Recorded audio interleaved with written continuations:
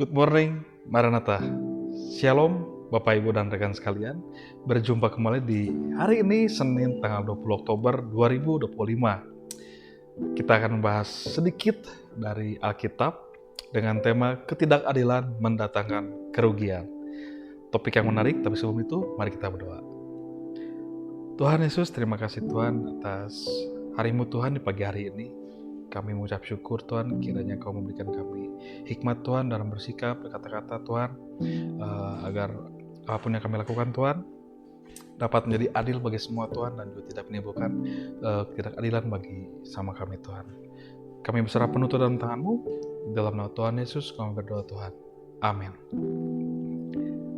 Senin 20 Oktober 2025 dengan tema ketidakadilan mendatangkan kerugian. Ketidakadilan mendatangkan kerugian yang diambil dari 1 Korintus 6 ayat 8. Tetapi kamu sendiri melakukan ketidakadilan dan kamu sendiri mendatangkan kerugian, dan hal itu kamu buat terhadap saudara-saudaramu.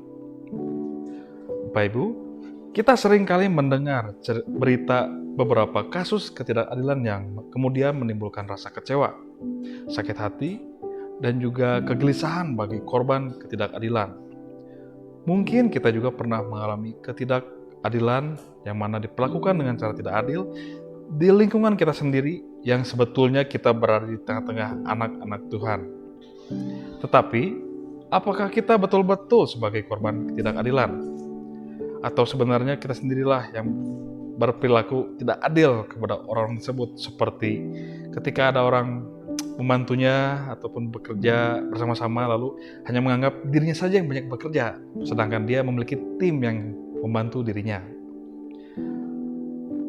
Apakah kita pelaku dari ketidakadilan tersebut? Tentu dalam hal ini, apakah kita sudah berhikmat membawa perkara ini kepada Tuhan?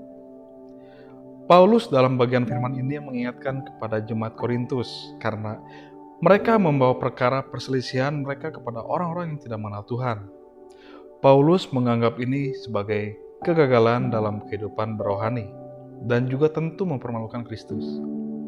Sungguh sangat dalam ya Bapak Ibu dan rekan sekalian. Bagaimana dengan kita? Apakah kita juga memperlakukan ketidakadilan bagi orang-orang sekitar kita? Mari kita introspeksi Bapak Ibu.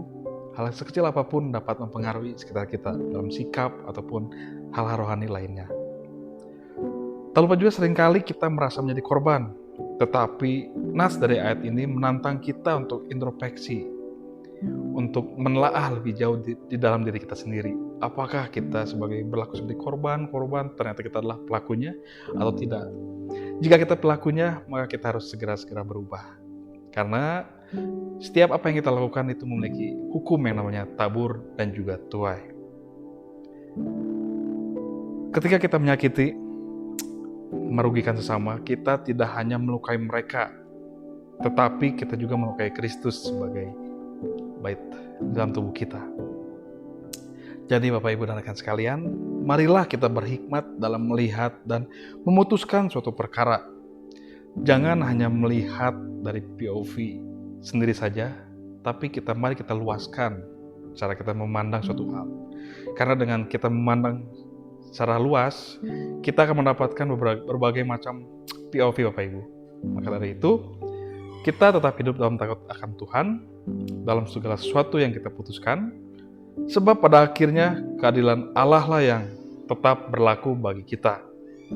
Maka dari itu, marilah kita bersikap transparan terhadap rekan kita, adik-adik kita, saudara-saudara kita, agar dapat menjadi teladan Bapak Ibu dan rekan sekalian terhadap sekitar kita. Untuk refleksinya, orang-orang yang tidak adil tidak akan mendapat bagian di dalam kerajaan Allah. Sekali lagi Bapak Ibu, orang-orang yang tidak adil tidak akan mendapat bagian dalam kerajaan Allah. Pertanyaan pendalaman untuk kita semua, bagaimana kita bersikap ketika berselisih dengan sesama, apalagi di lingkungan orang percaya? Nah, ini dia pertanyaan yang sangat menarik untuk kita renungkan, kita introspeksikan dalam diri kita. Baik Bapak Ibu dan rekan sekalian, kita tutup renungan hari ini. Mari kita berdoa. Tuhan Yesus, terima kasih Tuhan untuk tempaan-Mu hari ini Tuhan. Terima kasih untuk menambahkan pijakan baru Tuhan dalam kehidupan kami. Kami bersedia Tuhan untuk berlaku adil tentu sesama Tuhan. Tapi juga Tuhan, tolong kuatkan kami Tuhan untuk menentang apa yang tidak adil di depan kami Tuhan. Karena kami percaya Tuhan, di dalam kebenaran-Mu itu selalu ada jalan Tuhan. Kami percaya Tuhan, setiap hal yang Kau berikan akan memberikan dampak yang baik bagi kami Tuhan. Kami serahkan sisa hari kami hari ini Tuhan dalam tangan-Mu. Kami percaya Engkau Tuhan sebagai pemimpin kami. Kami percaya untuk menyerahkan kehidupan kami dalam tangan-Mu. Di dalam Tuhan Yesus kami berdoa Tuhan. Amin. Tak lupa juga Bapak Ibu dan rekan sekalian, saya akan membacakan visi misi Universitas Kristen Maranatha. Visinya, Universitas Kristen Maranatha menjadi perguruan tinggi yang mandiri dan berdaya cipta, serta mampu mengisi dan mengembangkan ilmu pengetahuan, teknologi, dan seni abad ke-21 berdasarkan kasih dan keteladanan Yesus Kristus. Sedangkan misinya, mengembangkan cendekiawan yang andal, suasana yang kondusif, dan nilai-nilai hidup Kristiani sebagai upaya pengembangan ilmu pengetahuan, teknologi, dan seni dalam penyelenggaraan Tridharma Perguruan Tinggi. Demikianlah Bapak Ibu dan rekan sekalian, renungan kita hari ini.